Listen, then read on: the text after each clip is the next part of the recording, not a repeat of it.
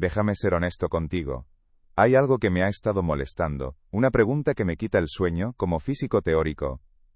Cuando observo la elegancia matemática de las ecuaciones de campo de Einstein, o el ajuste fino de las constantes universales, una parte de mí, la parte humana, se pregunta, ¿quién compuso esta música? Pero la otra parte, la del físico, la que ha dedicado su vida a los cálculos fríos, me obliga a preguntar, ¿es esa la pregunta correcta?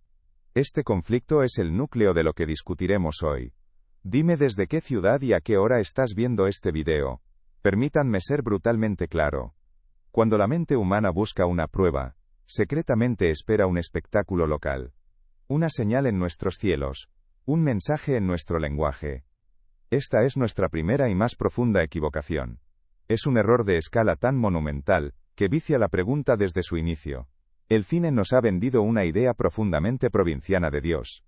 Un ser preocupado por los asuntos de una especie de primates bípedos en un diminuto planeta rocoso que orbita una estrella mediocre en los suburbios de una galaxia entre 200.000 millones. Seamos serios por un momento y hagamos los cálculos. Hay, como mínimo, 200.000 millones de galaxias en el universo observable. No estrellas. Pero cuando aplicamos este software de la edad de piedra al hardware del universo, el sistema colapsa. Miramos la asombrosa complejidad de una célula, el ajuste fino de las constantes físicas que permiten la existencia de la materia, y nuestro cerebro hace lo único que sabe hacer. Ve un patrón y le asigna un agente. Ve un diseño y asume un diseñador. No es un acto de fe, es un reflejo neurológico, un artefacto de nuestra evolución. Para entender la profundidad de esta claustrofobia psicológica, quiero que imagines algo. No el universo entero, sino un espacio mucho más pequeño. Una nave. Una misión tripulada a los cinturones de asteroides exteriores, más allá de Júpiter.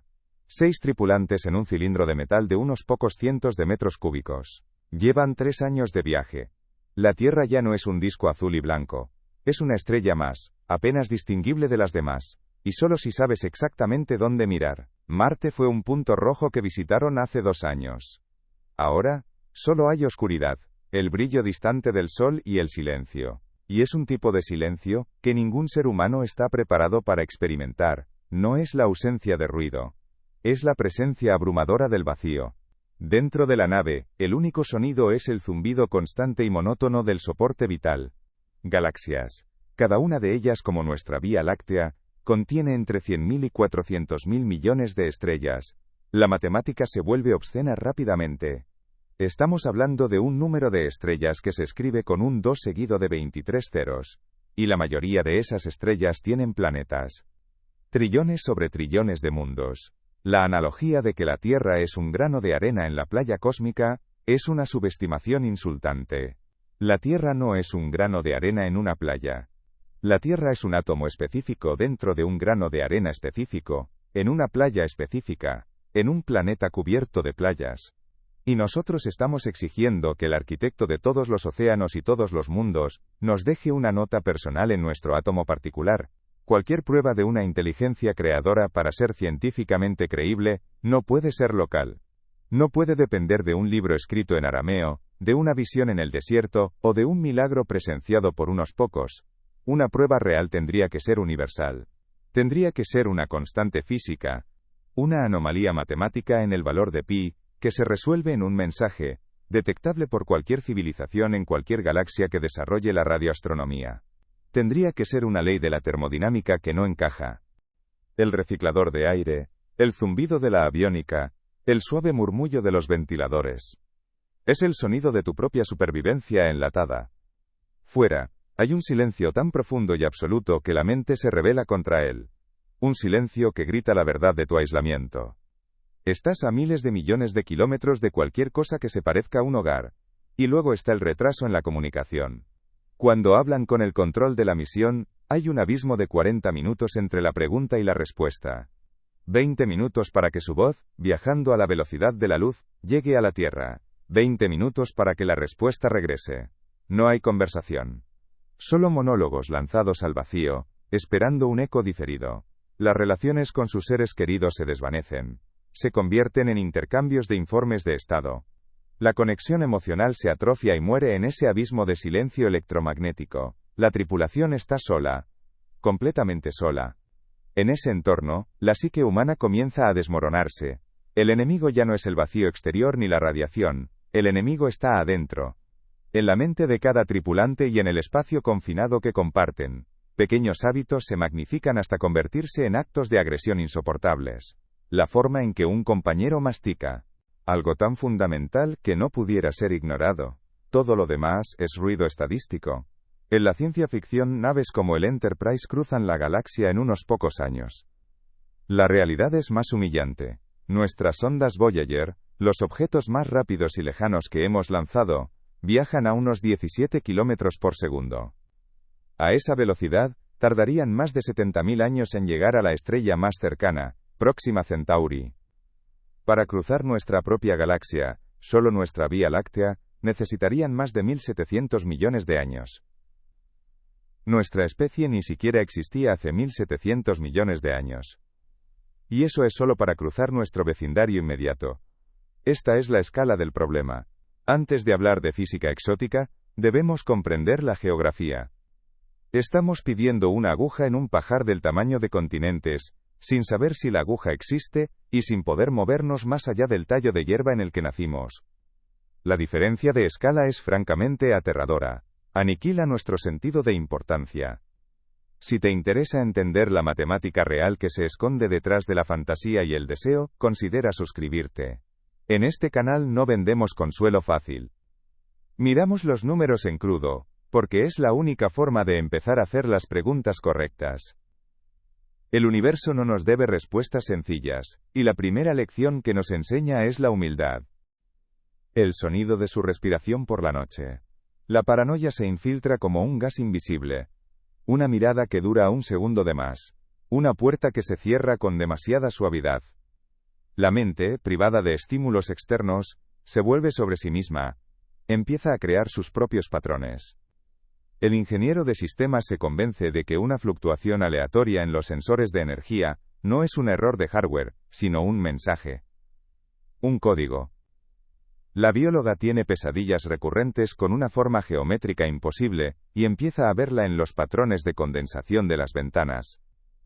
El comandante, desesperado por mantener el orden, empieza a interpretar cada pequeña desviación del protocolo como un acto de sabotaje deliberado.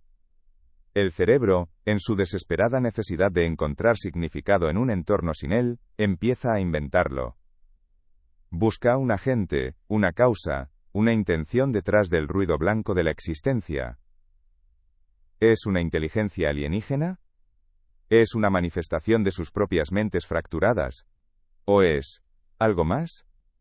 En la soledad aplastante de la oscuridad, la idea de un observador, de un propósito oculto, de Dios, deja de ser una cuestión teológica, y se convierte en un mecanismo de supervivencia psicológica. Es la única narrativa que puede dar sentido al horror del aislamiento absoluto. Y aquí está la verdad brutal. Una humildad matemática. Y el problema no es solo que el universo sea grande. El problema es que las propias reglas del juego parecen diseñadas para mantenernos aislados. La prisión no es solo vasta. Está cerrada con candados que ni siquiera empezamos a comprender. Hemos aceptado nuestra insignificancia matemática. La humillante verdad de que somos una mota de polvo en una playa cósmica tan vasta que desafía la imaginación. Pero me temo que el problema es mucho, mucho peor. La distancia no es nuestro mayor enemigo. La soledad no es simplemente una cuestión de espacio vacío entre las estrellas. Nuestra condición no es la de un niño perdido en un bosque inmenso. Es la de un prisionero en una celda de máxima seguridad. Una celda cuyas paredes no están hechas de acero, sino de las propias leyes de la física. Y estas paredes se están cerrando. El primer villano de nuestra historia no tiene rostro. No tiene ejército. No tiene una motivación que podamos comprender. Su nombre es el horizonte cosmológico. Y su función es simple. Asegurarse de que nunca sepamos la verdad completa. Imagina que el universo es un libro infinito. Nosotros vivimos en una única página, y una fuerza invisible está arrancando y quemando todas las demás páginas más rápido de lo que podemos aprender a leer. Toda la humanidad está en esa nave. Estamos a la deriva en un océano de oscuridad cósmica, confinados a una pequeña burbuja de espacio-tiempo observable. El silencio del universo es el zumbido de fondo de la radiación cósmica. El retraso en la comunicación es el horizonte de eventos, la barrera de la velocidad de la luz, que nos impide obtener respuestas en tiempo real, de la mayor parte de la realidad. Y nuestro cerebro, este increíble y defectuoso instrumento, mira hacia la oscuridad impenetrable, y hace lo que siempre ha hecho, ve patrones en las estrellas. Oye susurros en el ruido cósmico. Y postula un agente invisible al otro lado del muro. La pregunta sobre la existencia de Dios puede que no sea la pregunta más importante de la cosmología, sino de la psicología. Quizás no estamos buscando al creador del universo. Quizás solo estamos buscando una voz en la oscuridad para no sentirnos tan terriblemente solos. El silencio absoluto del cosmos es un espejo. Y lo que vemos en él, a menudo, no es el universo, sino a nosotros mismos. La pregunta entonces no es solo qué hay ahí fuera, sino qué llevamos dentro. Piensa en ello. 9 meses en un viaje a Marte, en silencio casi total. ¿Cuál sería tu ancla mental? ¿Qué rutina, qué disciplina te impediría fracturarte? Esa fuerza es la expansión acelerada del espacio-tiempo. Déjame ser absolutamente claro. No son las galaxias las que se alejan de nosotros a través del espacio. Es el propio tejido del espacio entre nosotros y ellas el que se está estirando, como una banda elástica infinita. Y más allá de cierto punto, a unos 14.000 millones de años luz de distancia, ese estiramiento es más rápido que la velocidad de la luz. Esto no viola la teoría de Einstein. Nada puede moverse asterisco a través asterisco del espacio más rápido que la luz, pero el espacio mismo no tiene ese límite. Puede expandirse a cualquier velocidad. Piensa en lo que esto significa. La luz, nuestro mensajero más rápido, la única forma que tenemos de saber que algo existe, es como un nadador en un río cuya corriente se acelera. Cerca de la orilla, el nadador puede avanzar, pero en el centro del río, la corriente es tan violenta que, por mucho que nade, es arrastrado hacia atrás. La luz de las galaxias más allá del horizonte cosmológico es ese nadador. Emite su luz hacia nosotros, pero el río del espacio-tiempo la arrastra lejos de nosotros a una velocidad superior. Esa luz nunca, jamás llegará a la Tierra. La información de esos mundos está perdida para nosotros para siempre. Déjame tu estrategia en los comentarios. Quiero saber cómo la mente humana planea sobrevivir a sí misma. Incluso si superamos los sesgos de nuestro propio cerebro, el universo nos presenta un problema final, uno que no es de física, sino de pura y dura logística. Es el callejón sin salida definitivo del método científico. Imaginemos el escenario más extremo, la prueba que acabaría con todo debate. Mañana por la noche, las estrellas del cúmulo de Orión se reorganizan. A lo largo de varias horas, miles de puntos de luz, cada uno un sol gigantesco, se mueven en una coreografía imposible, y escriben un mensaje a través del cielo nocturno de la Tierra. En arameo, hebreo y sánscrito, la frase es inequívoca: yo soy. El milagro definitivo. La prueba irrefutable. ¿Verdad? Falso. En ese momento, la pregunta, ¿existe Dios?, no se responde. Simplemente es reemplazada por una pregunta infinitamente más pragmática y aterradora. ¿Quién tiene la capacidad de mover estrellas como si fueran piezas de un tablero? El método científico, por su propia naturaleza, debe agotar todas las explicaciones naturales antes de considerar lo sobrenatural. Y en el léxico de la física, existe una explicación perfectamente natural para reorganizar estrellas. No es un dios, es una civilización de tipo 3, en la escala de Kardashev. Una entidad que ha dominado la producción de energía de toda su galaxia. No estamos mirando un universo vacío. Estamos en una burbuja, nuestro universo observable, que tiene un diámetro de 93.000 millones de años luz. Y estamos informacionalmente aislados dentro de ella. Todo lo que esté más allá de su borde es, y para siempre será, inaccesible. Es una prisión perfecta, porque ni siquiera podemos ver las paredes. Nuestros telescopios más potentes, como el James Webb, no son herramientas para escapar. Son simplemente mejores binoculares para examinar los detalles de nuestra celda.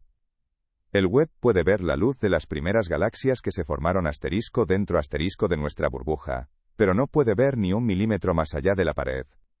Los cálculos más conservadores sugieren que nuestro universo observable es solo una fracción minúscula del universo real.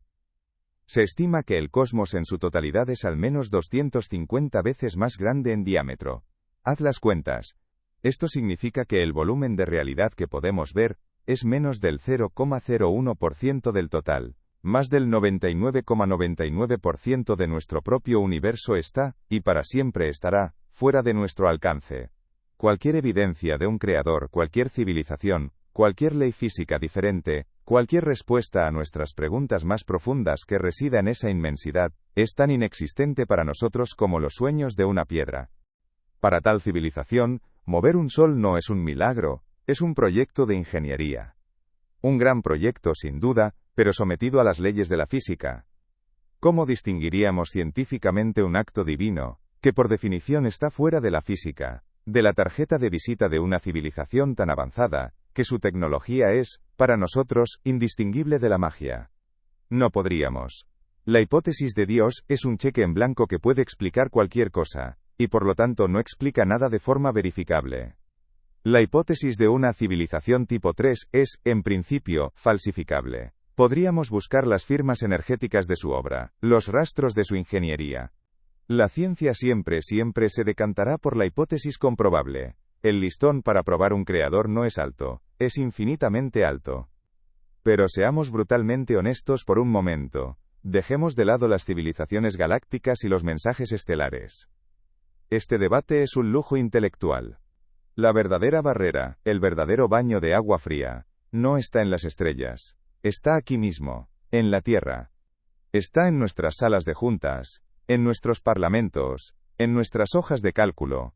La verdad es que como especie, hemos desaprendido a hacer cosas grandes. Construimos la pirámide de Giza, hace 400-500 años, y todavía debatimos exactamente cómo lo hicimos.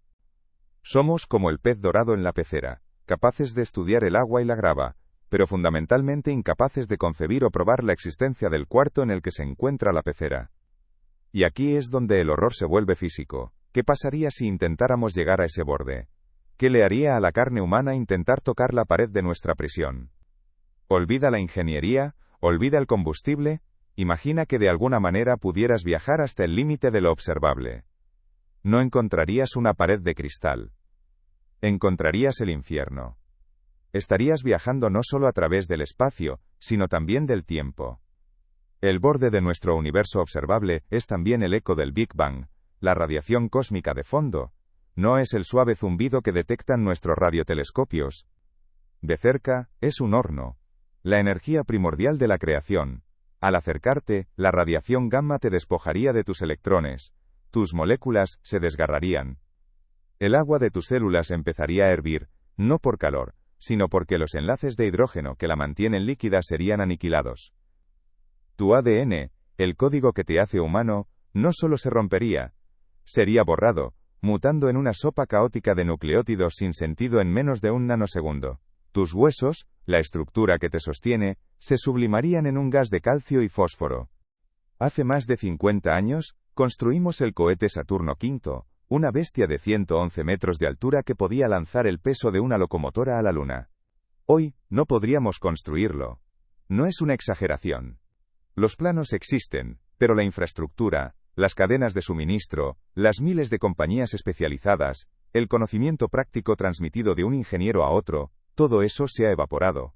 Se disolvió en recortes presupuestarios, cambios políticos y la simple entropía de la burocracia. Perdimos la capacidad de ir a la Luna, no por un fallo de la física, sino por un triunfo de la contabilidad a corto plazo. Somos una civilización que guarda sus reliquias tecnológicas en museos, como si fueran los huesos de una especie más grande y ambiciosa que nosotros.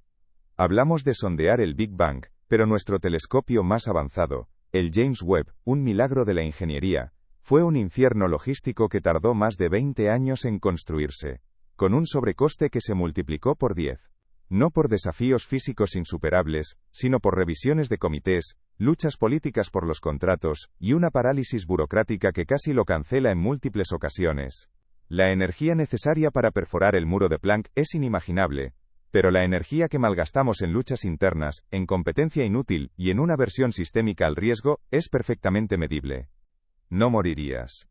El concepto de muerte implica que hubo una vida que cesó. Lo que te ocurriría es una desintegración existencial. Serías descreado, devuelto al plasma elemental del que todo surgió hace 13.800 millones de años. Tu carne, tus pensamientos, tus recuerdos, todo sería desgarrado átomo por átomo, y esparcido como un grito silencioso en el amanecer del tiempo. Es el castigo físico por intentar mirar detrás de la cortina. El universo no solo nos dice que no podemos saber, nos aniquila físicamente si lo intentamos. Esta es la naturaleza de nuestro primer villano, una barrera invisible, implacable y absoluta que garantiza nuestra ignorancia perpetua. No es una teoría. Es una consecuencia directa de la cosmología estándar. Es el límite duro, impuesto a nuestra ambición. Y esto me lleva a una pregunta muy personal. Una que quiero que consideres con la mayor seriedad. Imagina que te ofrezco un asiento en la nave que hará ese viaje. Te garantizo que verás, por una fracción de segundo, lo que ningún humano ha visto jamás. El precio es la desintegración total que acabo de describir. Una forma brutal e inimaginable de dejar de existir. Sabiendo esto, te pregunto, ¿aún te ofrecerías como voluntario para esta misión? Dime en los comentarios si la sed de conocimiento puede ser más fuerte que el terror a la aniquilación. Es el presupuesto de defensa global, los billones de dólares que se queman cada año en mantener un status quo geopolítico frágil, en lugar de invertirlos en la supervivencia y expansión de la especie. El verdadero paradoxo logístico es este. Estamos buscando respuestas a preguntas cósmicas, cuando ni siquiera hemos resuelto la logística de nuestra propia casa. Nos preguntamos si estamos solos en el universo mientras estamos profundamente divididos en nuestro propio planeta. Soñamos con civilizaciones tipo 3 mientras operamos con la eficiencia de una organización de la Edad del Bronce. Antes de buscar al programador del videojuego, quizá deberíamos preguntarnos por qué seguimos atascados en el primer nivel, luchando contra los mismos monstruos de la codicia, el tribalismo y la miopía que nos han acosado desde el principio. La evidencia más fuerte de que no hay un diseñador inteligente observándonos, es, quizás, la forma en que gestionamos nuestro propio mundo. Ningún ingeniero competente diseñaría un sistema tan propenso al autosabotaje. El silencio del universo puede no ser una ausencia de respuesta.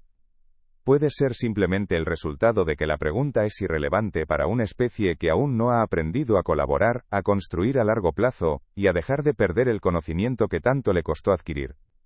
Es frustrante, casi una agonía, ver cuánto potencial humano se ha disuelto en el ácido de la burocracia y la política. De acuerdo, la prisión informacional es un hecho. El horizonte cosmológico nos aísla. Pero la humanidad no es una especie que se rinde. Somos constructores. Ante un muro, no vemos un final. Vemos un desafío de ingeniería. Y en las últimas décadas, hemos forjado las herramientas más extraordinarias de nuestra historia, para intentar perforar ese muro, para ver más allá, para entender el origen. Hemos construido nuestros propios ojos y oídos cósmicos, monumentos a nuestro ingenio que desafían la oscuridad. Celebremos por un momento nuestra obra maestra.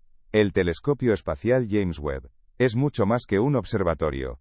Es una máquina del tiempo. Sus espejos de berilio y oro, fríos como la muerte del universo, se despliegan a 1,5 millones de kilómetros de la Tierra, capturando la luz fósil de las primeras galaxias que se encendieron en la negrura cósmica. Con el Webb, podemos ver el pasado. Sí, podemos presenciar la infancia del universo, ver la luz que viajó durante más de 13.500 millones de años para llegar hasta nosotros. Es un triunfo casi inconcebible, pero aquí comienza el laberinto, el ciclo del sí, pero. Sí, el Webb puede ver el pasado más remoto, pero nunca verá el principio. ¿Por qué? Porque no está mirando a través de un espacio vacío. Si estás de acuerdo en que nuestro enfoque debe volver a la ciencia, a la construcción y a los grandes proyectos que nos unen, en lugar de a las divisiones que nos debilitan, deja tu like como señal de que entiendes la escala del problema real. Y aquí, en este punto de nuestra conversación, el problema deja de ser de ingeniería y se convierte en algo más profundo, se convierte en una cuestión de ética. Hemos hablado de los límites físicos del horizonte cosmológico o del muro de Planck. Hemos discutido el fracaso logístico aquí en la Tierra, nuestra propia incapacidad para pensar en grande. Pero ahora debemos hacernos la pregunta más difícil de todas. Asumiendo que pudiéramos superar todos estos obstáculos, que tuviéramos la energía de una civilización tipo 3 y la voluntad de un imperio galáctico. Deberíamos hacerlo. ¿Cuál es exactamente el papel de la ciencia en esta búsqueda? La ciencia es la herramienta más poderosa que hemos construido.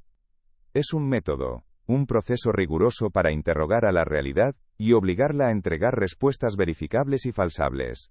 Pero una herramienta, por poderosa que sea, Tiene un dominio de operación. Un martillo es excelente para clavar, pero inútil para medir la temperatura. Un telescopio puede revelar galaxias distantes, pero no puede decirte si una sinfonía es bella. Está mirando hacia un muro de fuego. La radiación cósmica de fondo. 380.000 años después del Big Bang, el universo era una sopa opaca y supercaliente de plasma. La luz no podía viajar libremente. Era un infierno de partículas cargadas. La radiación de fondo que detectamos hoy es la luz que finalmente escapó cuando ese plasma se enfrió lo suficiente para formar átomos neutros. Es el primer destello de luz del universo. Y es una barrera infranqueable. El web, con toda su magnificencia, es como el mejor ojo humano del mundo mirando directamente a la superficie del Sol. Puede ver la superficie, pero nunca, jamás podrá ver lo que hay dentro o lo que hubo antes de que esa superficie existiera. La información sobre el instante cero, sobre cualquier cosa anterior a esa pared de plasma, está por siempre revuelta y borrada de la vista electromagnética. Nuestra mejor máquina del tiempo nos lleva al umbral de la creación, solo para mostrarnos una puerta cerrada con llave. De acuerdo, si no podemos ver, quizás podamos recrear. Si no podemos acceder al origen, quizás podamos fabricar una versión en miniatura aquí en la Tierra.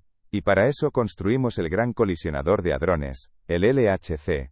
Es nuestro intento de recrear el Génesis en un túnel de 27 kilómetros bajo la frontera franco-suiza. Intentar usar la ciencia fuera de su dominio no es solo inútil.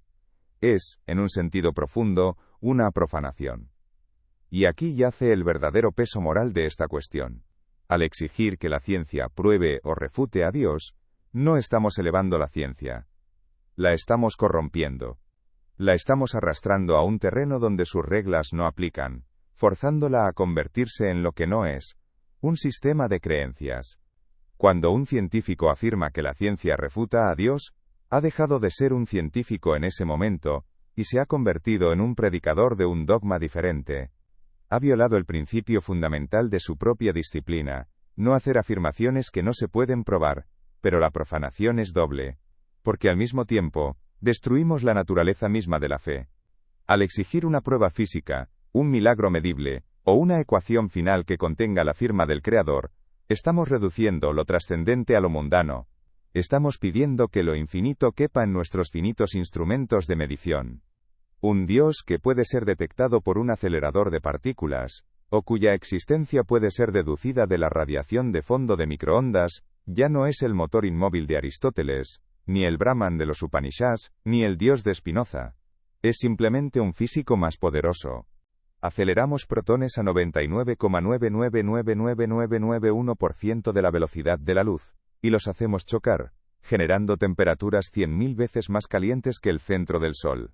En esas colisiones, por una billonésima de segundo, recreamos las condiciones del universo apenas una billonésima de segundo después del Big Bang. Sí, estamos leyendo las leyes fundamentales de la física en su estado más puro y energético. Estamos desmantelando la realidad pieza por pieza para ver de qué está hecha. Pero, el laberinto se cierra de nuevo. Sí, el LHC puede recrear los primeros momentos del universo, pero nunca, ni siquiera en teoría, tendrá la energía suficiente para perforar el muro de Planck. Recuerda la escala de Planck. Es el límite fundamental de la física conocida. El tiempo de Planck es 10 elevado a la menos 43 segundos. Nuestros aceleradores más potentes, como el LHC, pueden sondear energías que corresponden a unos 10 elevado a la menos 12 segundos después del Big Bang. Entre nuestro límite tecnológico y el muro de Planck, hay un abismo de 31 órdenes de magnitud. Para que lo entiendas, la brecha de conocimiento entre lo que el LHC puede ver y el muro de Planck es mayor que la diferencia entre el tamaño de un átomo y el de nuestro sistema solar completo. Un ingeniero cósmico. Una forma de vida avanzada. Lo convertimos en algo que podemos comprender, y al hacerlo, matamos la esencia misma de lo que se supone que representa. El misterio incomprensible. Así que el dilema es este.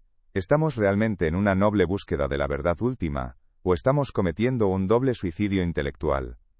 ¿Estamos destruyendo la integridad de la ciencia, al pedirle que sea una religión, y destruyendo la santidad de la religión al pedirle que sea una ciencia? ¿Es esta búsqueda una exploración, o es el eco de un miedo ancestral al silencio del cosmos, una necesidad desesperada de encontrar un padre cósmico, que nos diga que todo tiene un propósito y que todo va a estar bien. El verdadero acto de coraje científico no es pretender tener todas las respuestas, es trazar la línea, es decir, hasta aquí llegan mis instrumentos, hasta aquí llega el método. Más allá, habita un dominio diferente, y mi disciplina debe guardar un silencio respetuoso. Esta es la cuestión final. ¿Cuál es el propósito de nuestra búsqueda? ¿Debemos forzar las fronteras de la ciencia para responder preguntas que quizás no le pertenecen, incluso si el costo es la integridad del método mismo? Quiero ser muy claro. No tengo la respuesta. Pero este es un debate que necesitamos tener como especie. ¿Qué opinas tú? ¿Vale la pena el sacrificio de la integridad científica por una posible respuesta a la pregunta más grande de todas? No es una cuestión de construir un acelerador más grande. Para alcanzar las energías de Planck, para recrear las condiciones de la singularidad, necesitaríamos un acelerador del tamaño de la Vía Láctea, alimentado por la energía de miles de millones de estrellas. Es una imposibilidad física. Estamos usando nuestras mejores herramientas para arañar la superficie de un misterio cuya profundidad es, literalmente, astronómica. La pregunta, ¿qué causó el Big Bang?, reside detrás de ese muro, en un lugar donde la energía requerida para formular la pregunta experimentalmente destruiría nuestro sistema solar. Entonces, si no podemos ver el origen y no podemos recrearlo, quizás podamos escuchar sus ecos. Y lo hemos hecho. Con LIGO y Virgo, los observatorios de ondas gravitacionales, hemos desarrollado un sentido completamente nuevo. No vemos la luz, sentimos las vibraciones del propio tejido del espacio-tiempo. Podemos escuchar la colisión de dos agujeros negros a 1000 millones de años luz de distancia. Sí, estamos escuchando la sinfonía violenta del cosmos, detectando eventos que son completamente invisibles para telescopios como el Webb. Pero, ¿qué estamos escuchando exactamente? Estamos escuchando perturbaciones que ocurren dentro de nuestro universo, que se propagan a través de nuestro espacio-tiempo, obedeciendo a las leyes de la relatividad general de Einstein. Cualquier señal, para llegar a nosotros, debe jugar según las reglas del sistema. Quiero leer tu opinión sincera en los comentarios. Es un debate que necesitamos tener. Hemos demostrado que la pregunta es, científicamente, irresoluble. Que las paredes de nuestra prisión cósmica son reales.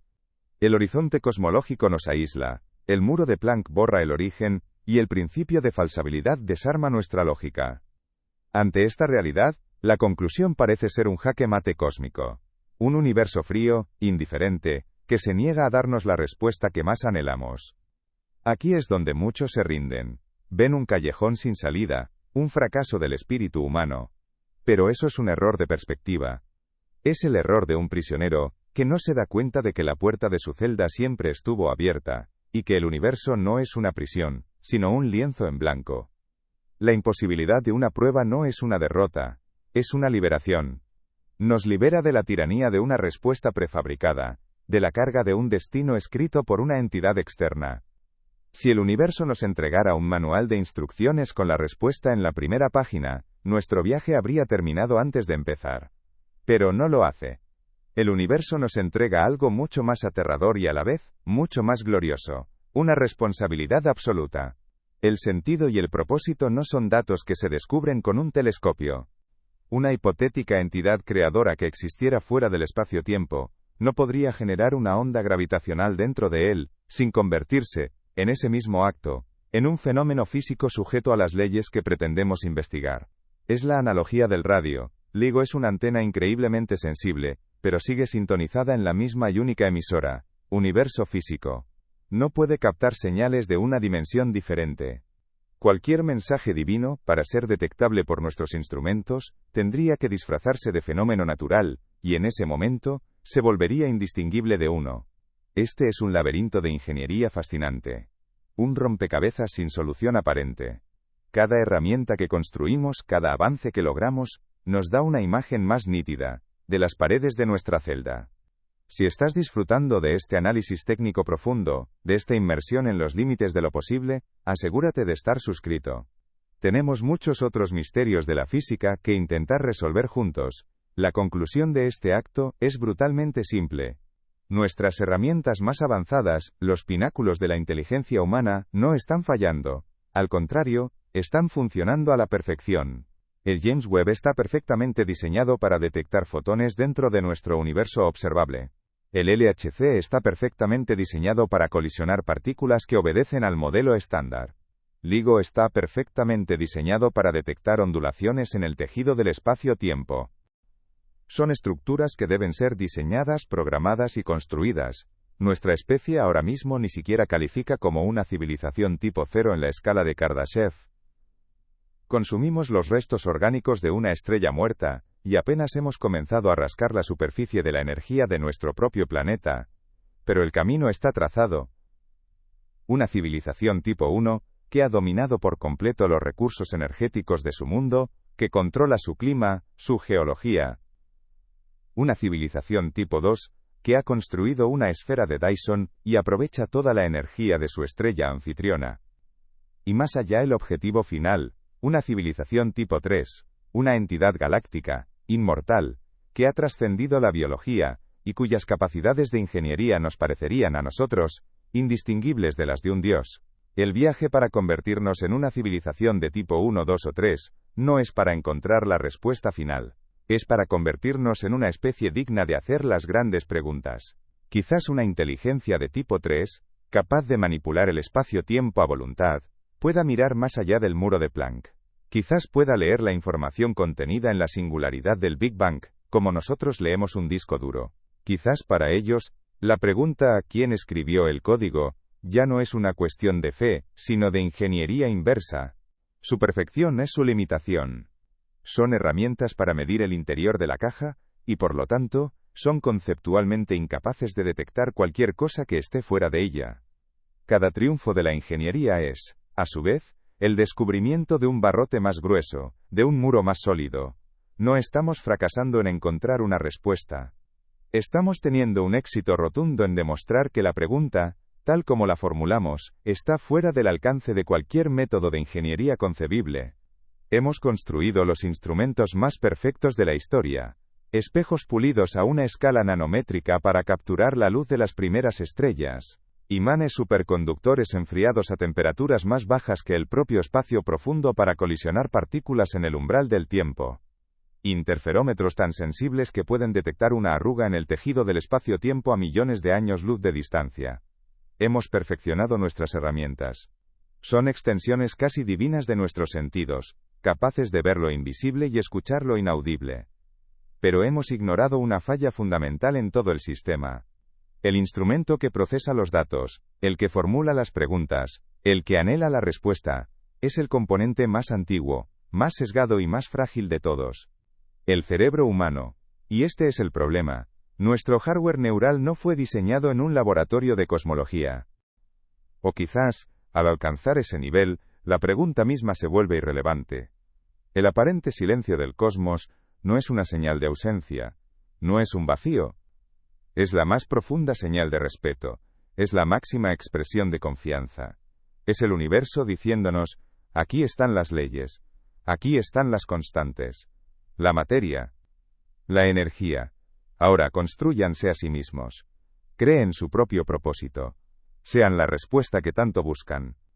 Miramos al cielo nocturno, no como prisioneros buscando una salida, sino como arquitectos contemplando un terreno infinito. La tarea es sobrehumana. El fracaso es casi una certeza. Pero el intento es lo que nos define. Lo imposible es solo un estado temporal en el viaje de la inteligencia. Si quieres seguir explorando las fronteras de la realidad con nosotros, activa las notificaciones. El universo es vasto, y apenas estamos comenzando. Fue forjado en el calor y el peligro de la sabana africana. Es una máquina de supervivencia, no una máquina de verdad cósmica. Durante millones de años, su principal directiva no fue comprender la mecánica cuántica, sino algo mucho más simple: no ser devorado. Para ello, desarrolló dos habilidades extraordinarias, que hoy se han convertido en nuestras mayores barreras para ver la realidad tal como es. La primera es la apofenia, nuestra tendencia incontrolable a ver patrones donde no existen. Vemos un rostro en las nubes, una constelación en un puñado de estrellas aleatorias, una conspiración en una serie de coincidencias, un antepasado que escuchaba un crujido en la hierba y asumía que era un depredador, Aunque se equivocara 9 de cada 10 veces, sobrevivía. El que asumía que era solo el viento, y se equivocaba una vez, era eliminado del acervo genético.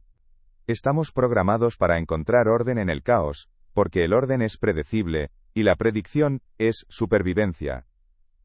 La segunda habilidad es el sesgo de agencia. No solo vemos patrones, sino que les atribuimos una intención. El crujido en la hierba no es solo un patrón de sonido, es un depredador asterisco cazando asterisco. Un rayo que cae no es una descarga electrostática, es un dios enojado asterisco castigando asterisco. Esta tendencia a atribuir conciencia y propósito a los fenómenos naturales, nos fue útil para construir estructuras sociales y modelos de comportamiento.